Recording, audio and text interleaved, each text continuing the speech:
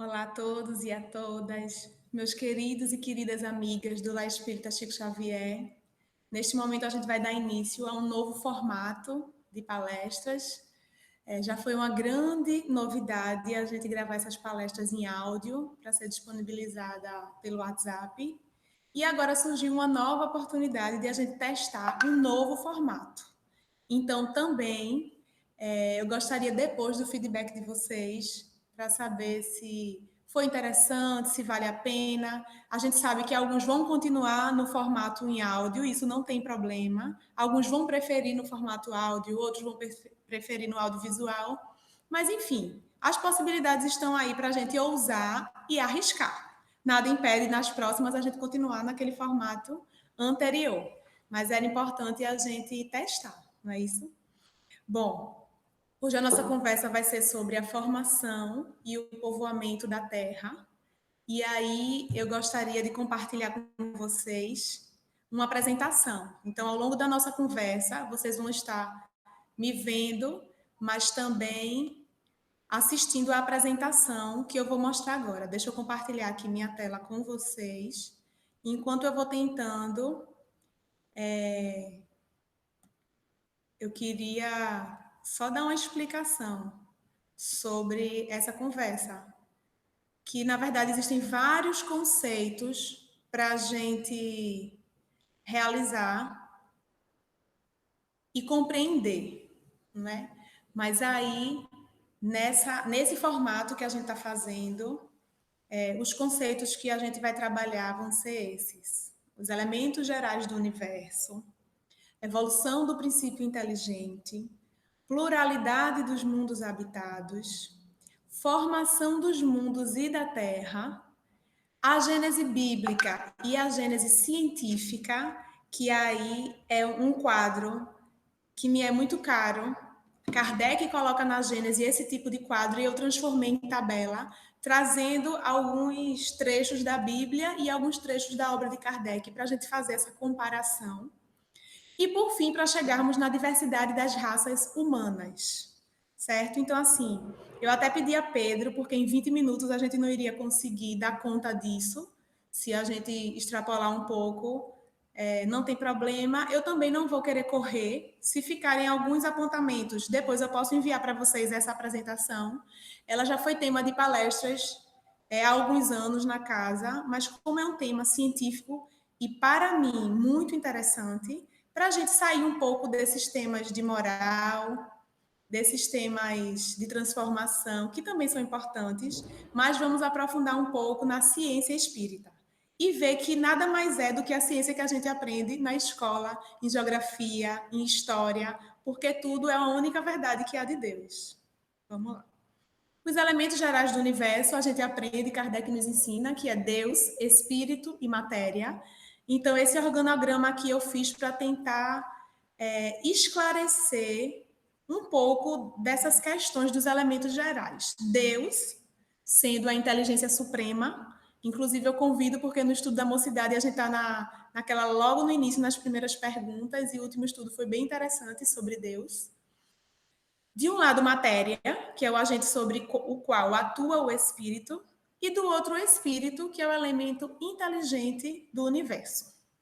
Dentro da matéria existem os seus subprodutos, né? Os corpos inertes, a energia, que Einstein já disse, matéria condensada, os fluidos, os seres inocutos, mais sutil e mais sublime da matéria. Alguns espíritos o colocam como uma matéria quintessenciada, mas que não deixa de ser matéria. A alma de natureza especial dos animais, que não é um espírito propriamente dito, e o espírito com E. Existe essa diferença porque o E maiúsculo. O espírito é esse produto que vem direto das mãos de Deus. E o espírito com o E maiúsculo é a individualidade. Somos todos e cada um de nós. Nesse meio de campo entre matéria e espírito, o fluido universal, ou fluido primitivo, ou fluido elementar, que nós conhecemos como fluido cósmico universal, que aí sim é a matéria-prima de Deus. Eu coloquei essa linhazinha pontilhada aqui, entre o fluido e o espírito, porque tem uma ligação muito forte. Embora o fluido seja matéria, porque se ele não é espírito, só pode ser matéria. E tudo isso está envolto na evolução desse princípio inteligente. Do ponto de vista material, há apenas seres orgânicos e seres inorgânicos. Mas quando a gente vai ver do ponto de vista moral e, por que não, espiritual, existem 4 graus.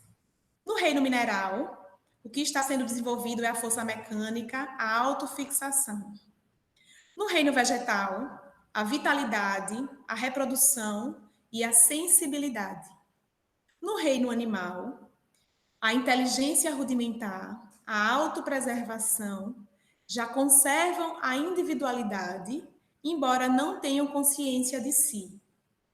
Enfim, no reino hominal, já tem a inteligência criativa, a consciência do futuro e de si, a conquista da razão, o livre-arbítrio e o principal que o diferencia dos demais, o conhecimento de Deus. Então, notem que existe também essa evolução do princípio inteligente, não que a alma, em algum momento, habitou o mineral, depois foi para o vegetal, depois para o animal. Não. Não é a alma, mas o princípio inteligente, o princípio a partir do qual, posteriormente, vai ser formado o espírito. Lá no livro dos Espíritos, no capítulo 5, tem essa menção aqui sobre a pluralidade dos mundos habitados. Deus povoou os mundos de seres vivos e todos concorrem para o objetivo final da providência. Acreditar que os seres vivos estejam limitados apenas ao ponto que habitamos no universo seria pôr em dúvida a sabedoria de Deus, que nada fez de inútil e deve ter destinado esses mundos a um fim mais sério do que o de alegrar os nossos olhos. Nada, aliás, nem na posição, no volume ou na constituição física da Terra, pode razoavelmente levar-nos à suposição de que tenha o privilégio de ser habitada, com exclusão de tantos milhares de mundos semelhantes. Então, aí vem os espíritos nos mostrar que a Terra não tem o privilégio de receber aquele ser que está no estágio hominal.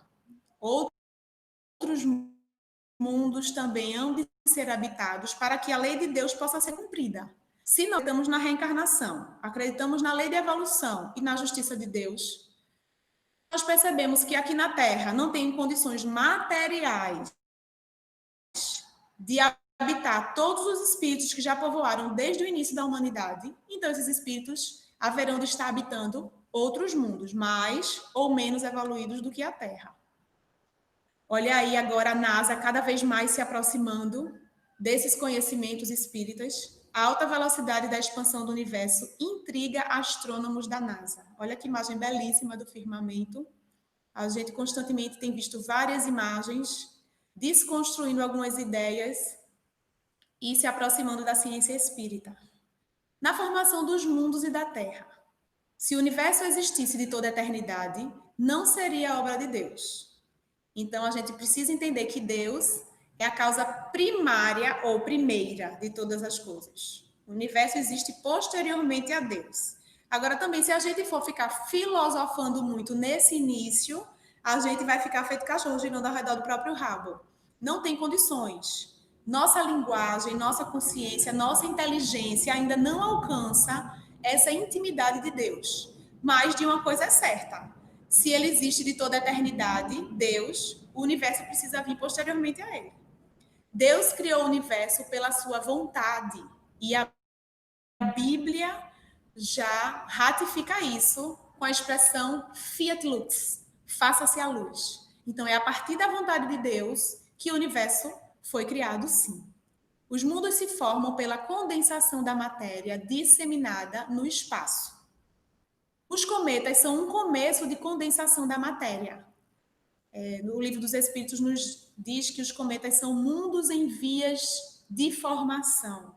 Então, se ainda hoje nós observamos as belíssimas estrelas cadentes, que nada mais são do que os cometas, então ali a gente pode perceber que é um mundo em vias de formação.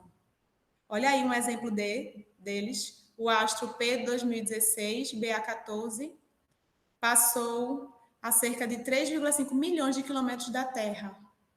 Olha a imagem, como é fantástica, né? A tecnologia a serviço da ciência. E como foram formados os mundos e a Terra? Imensidade sem limites e eternidade sem limites, tais as duas grandes propriedades da natureza universal. Então, se Deus é a perfeição suprema, ele é a inteligência, ele há de construir e tudo ser revogado pelas suas leis, né? Tudo legitimar essa sua potência, esse seu poder. Há milhões de sóis mais luminosos e mais importantes do que o que clareia o planeta Terra. Então, lá na Gênesis já está cutucando a gente, naquela ideia de que não tem como ser apenas a Terra habitada, porque o Sol nem é uma estrela de primeira grandeza. Existem vários outros mais luminosos e mais importantes, maiores do que ele. Então, olha só, o universo abriga 2 trilhões de galáxias, via o telescópio Hubble, publicado no Astrophysical Journal em 2016, no segundo semestre de 2016. Então, vê bem, a mente da gente não consegue nem alcançar. A Via Láctea é a galáxia que abriga o Sol, que por sua vez através do qual orbitam aqueles 8 planetas, sendo um deles o planeta Terra. É uma estrela de uma galáxia, no meio de 2 trilhões de galáxias. Então, é uma imensidão muito grande que nós não conseguimos nem mensurar. Olha aí mais uma imagem do Hubble, uma amostra das mais velhas galáxias jamais vistas exoticamente, formadas há 13 mil milhões de anos, quando o universo tinha apenas 5% da sua idade atual. O tempo de exposição da imagem é de 3 meses, a olhar sempre o mesmo local. Permite-nos, através do seu estudo, perceber melhor como as estrelas e as galáxias se formaram no início do universo. Olha que imagem fantástica. E aí está o quadrinho do qual eu falei no início, de uma comparação entre a Gênese bíblica e a Gênese científica. Kardec já desmistificou a ideia de que o mundo tivesse sido feito em 6 dias e Deus descansado no 7º, quando na verdade a gente entende que esses dias são eras geológicas. Mas vamos tentar fazer essa analogia, porque tudo na Bíblia tem um sentido. Apesar de a gente não levar ao pé da letra o que está escrito lá no Antigo Testamento, mas há de haver algum fundamento para aquela escritura. No primeiro dia, Deus criou o céu e a terra. Deus criou a luz. E isso está lá. No princípio, Deus criou os céus e a terra. Disse Deus, haja luz e houve a luz. Quando a gente vai na Gênese científica, isso diz respeito ao período astronômico. É a união da matéria cósmica universal, a nebulosa que originou as estrelas, a Terra e os planetas. No segundo dia foi quando foi criado o firmamento. Fez o firmamento e separou as águas de baixo das que ficaram por cima. Na analogia da Gênese científica, é o período primário, o endurecimento da superfície da Terra, a formação das camadas graníticas, aí que mostra a separação, né, das águas de baixo, no caso dos mares, das águas de cima, na questão das chuvas. No terceiro dia, a reunião das águas de baixo. Então, olha só como tem na Bíblia.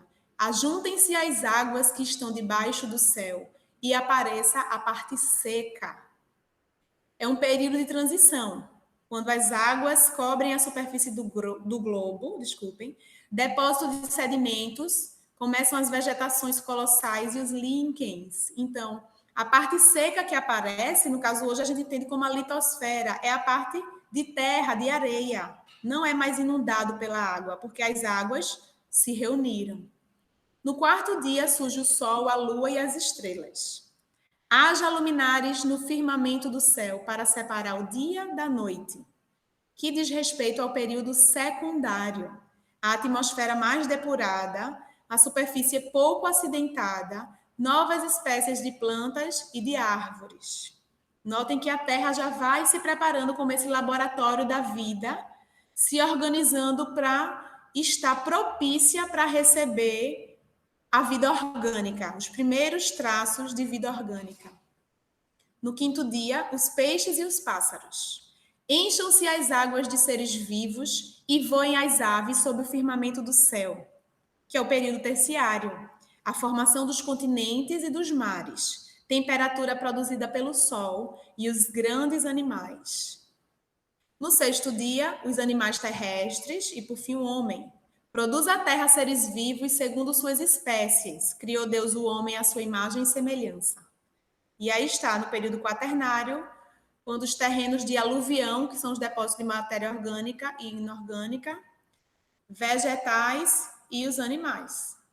Olha aí as eras geológicas e um pouco do período. Isso a gente está falando de bilhões de anos. Cada era dura cerca de, aliás, mais de 1 bilhão de anos, né? Isso a gente aprende em geografia, aí tem Pedro para estar legitimando isso, essa nossa pesquisa. Mas notem como todas aquelas eras, 1, 2, 3, 4, 5 eras geológicas, para poder estar transformando a Terra e tornando-a receptível à vida. E eis que surge a vida humana após toda aquela evolução que a gente também estuda nas aulas de ciências. Aquele a quem chamais Adão não foi o primeiro nem o único a povoar a Terra. Isso está no livro dos Espíritos. Por volta de 4.000 anos antes de Cristo, Adão sobreviveu a alguns dos grandes cataclismos que revolveram em diversas épocas a superfície do globo e se constituiu tronco de uma das raças que atualmente o povoam. O homem surgiu em diferentes pontos do globo e em épocas várias, o que também constitui uma das causas da diversidade das raças. Então, Kardec vem trazer, junto com a espiritualidade superior, essa informação de que Adão não foi um homem, um único homem, mas sim o representante de um povo, de uma raça. Olha aí algumas imagens que a arte faz com relação à criação de Adão e Eva, aquela ideia de que ele surgiu primeiro e em seguida de sua costela surgiu Eva. Vamos tentar entender. No livro A Caminho da Luz existe o seguinte: as grandes comunidades espirituais, diretoras do cosmos, deliberam então localizar aquelas entidades que se tornaram pertinazes no crime, aqui na terra longínqua, onde aprenderiam a realizar, na dor e nos trabalhos penosos do seu ambiente, as grandes conquistas do coração e impulsionando simultaneamente o progresso dos seus irmãos inferiores. Aí não tem nada antidoutrinário. Nesse momento, a gente percebe que aquelas almas renitentes e resistentes no mal, recalcitrantes, que insistem no erro, não tiveram mais condições de acompanhar o mundo onde elas habitavam, seja lá que mundo for, seja lá pertencente a qual estrela. Mas uma coisa é fato, se o espírito não acompanha a evolução daquele mundo, ele vai ser banido, ou seja, ele vai reencarnar no outro mundo. Se não inferior, mas naquele nível ao qual o seu espírito se encontra. E foi o que aconteceu com muitos espíritos que precisaram reencarnar aqui na Terra para impulsionar esse desenvolvimento inicial. Olha aí uma imagem de algumas das estrelas que compõem o universo e uma representação do momento em que os espíritos superiores deliberaram o banimento, vamos dizer assim, dessas almas. E eis que surge a diversidade das raças humanas. Existe a raça amarela, formada pelos povos mongoloides, pelos autóctones, que são aqueles que vieram mesmo, cujas primeiras encarnações foram na própria Terra, a civilização chinesa, que data de 30.000 a.C., então, guardem aí esse período, 30.000 a.C.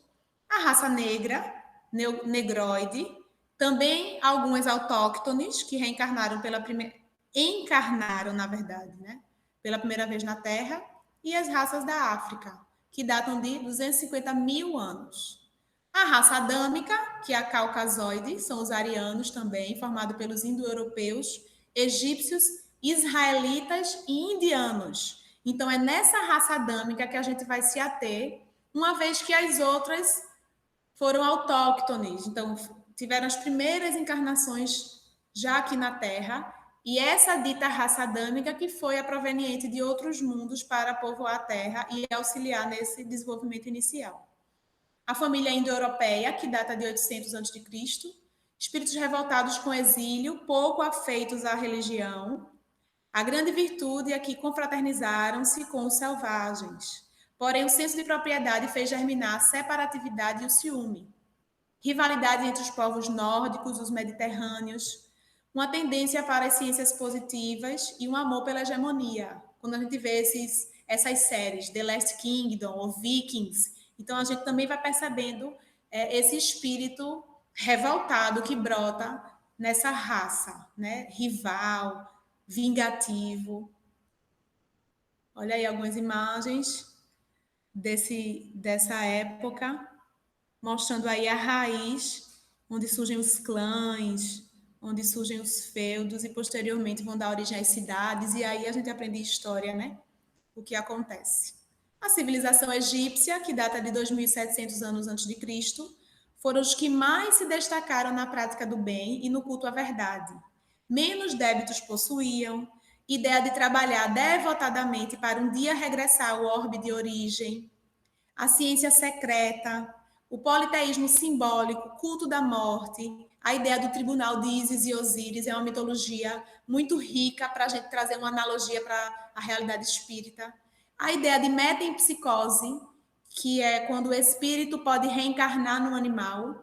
Porque, notem, na mente dessa civilização, de fato, eles estavam no nível maior e voltaram, é como se eles tivessem regredido para o mundo inferior. Então, é como se a alma realmente retornasse em espírito, aliás, em corpos inferiores, em corpos de animais, que é o que eles imaginavam que estavam acontecendo com eles. As ciências psíquicas, aí vem os oráculos, as pitonisas, as primeiras práticas mediúnicas. As pirâmides e a mensagem para as futuras civilizações são construções que até hoje intrigam muitos cientistas. Tem um programa lá no History que são alienígenas do passado, conhecem?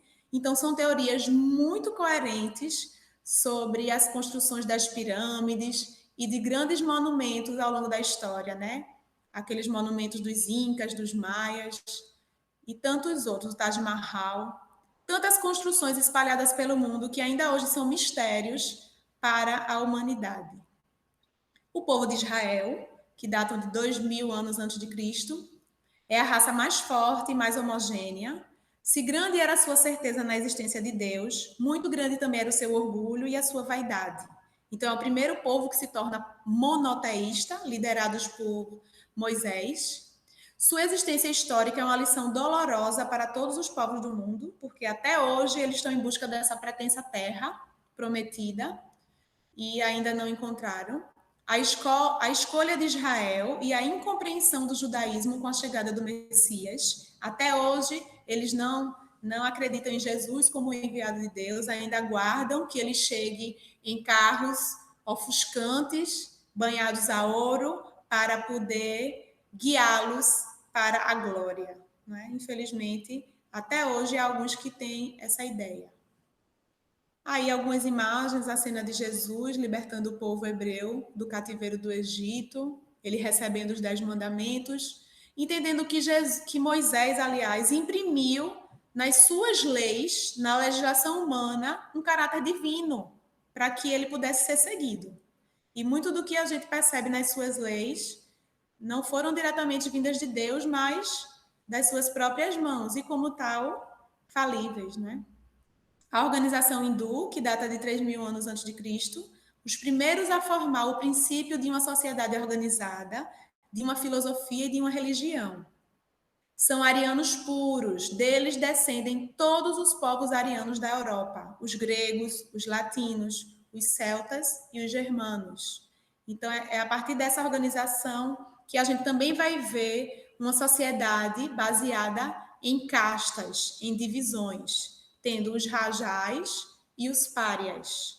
Como em outro momento a gente vê em Roma, que tinha os patrícios e os vassalos, né? Enfim. E também os Mahatmas, que eram aqueles líderes espirituais. Aí algumas imagens também para referir-se a esse povo. Enfim, a raça adâmica, os termos hebreus, Hadam, homem, do qual se compôs Adão, e o termo Hadama, terra, tem a mesma raiz. Então, é bem provável que isso lá na Gênese da Bíblia tenha havido algum tipo de confusão com esse nome Radam e Radama. É só uma questão de uma letra, que muda tudo, né? Homem e terra. Adão e seus descendentes são apresentados na Gênese mosaica como homens inteligentes que constroem cidades, cultivam a terra e trabalham os metais.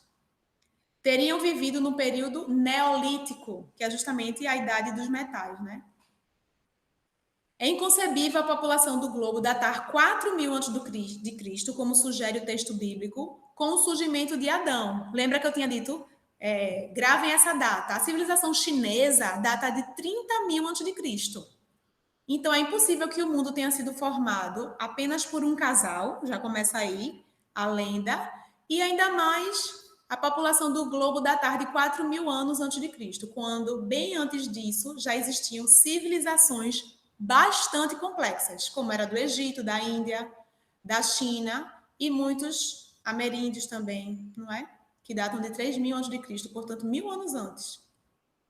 Essa imagem que é bem interessante, que a gente percebe, é bem essa ideia de que alguns acham que vieram extraterrestres povoar a Terra para poder impulsionar. No sentido, sim, de serem extraterrestres, então fora da Terra, não eram autóctones, não eram nativos. Foram espíritos que vieram de outros mundos, não num disco voador, como concebe essa imagem, mas a ideia é essa sim, que espíritos de outros mundos vieram justo nessa época das primeiras encarnações do espírito humano na Terra, para que pudesse impulsioná-lo ao progresso.